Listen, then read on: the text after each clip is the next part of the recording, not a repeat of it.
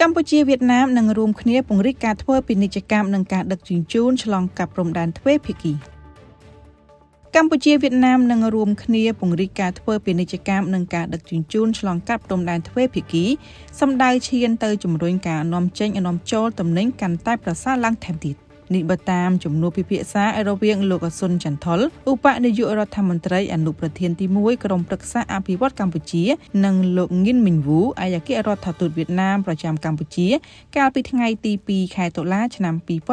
2025ក្នុងជំនួបនោះភាគីទាំងពីរបានពិភាក្សាលើកិច្ចសហប្រតិបត្តិការទ្វេភាគីកម្ពុជាវៀតណាមពាក់ព័ន្ធនឹងវិស័យសេដ្ឋកិច្ចការវិនិយោគការធ្វើពាណិជ្ជកម្មការដឹកជញ្ជូនឆ្លងកាត់ព្រំដែនព្រមទាំងពិភាក្សាផងដែរអំពីបច្ចុប្បន្នភាពនៃស្ថានភាពសកលលោកកំពុងស្ថិតនៅក្នុងបរិយាកាសដែលមានការប្រែប្រួលហើយទាមទារឲ្យមានការត្រៀមលក្ខណៈឲ្យបានគ្រប់ជ្រុងជ្រោយនិងមានភាពបត់បែនខ្ពស់នេះឱកាសនោះឯកអគ្គរដ្ឋទូតវៀតណាមបានសរសើរចំពោះ CDC ជាជុំវិញការបំបែកកំណត់ត្រាការអនុម័តចំនួនគម្រោងវិនិយោគក្នុងឆ្នាំ2024និងការឈានទៅបំបែកកំណត់ត្រាសារជាថ្មីម្ដងទៀតក្នុងឆ្នាំ2025ដែលលទ្ធផលនេះបានបង្ហាញឲ្យឃើញពីការយកចិត្តទុកដាក់ខ្ពស់ក្នុងការលើកកម្ពស់បរិយាកាសវិនិយោគនៅកម្ពុជាឲ្យកាន់តែមានភាពអំណោយផលសម្រាប់ការវិនិយោគដោយផ្ទាល់ពីបរទេស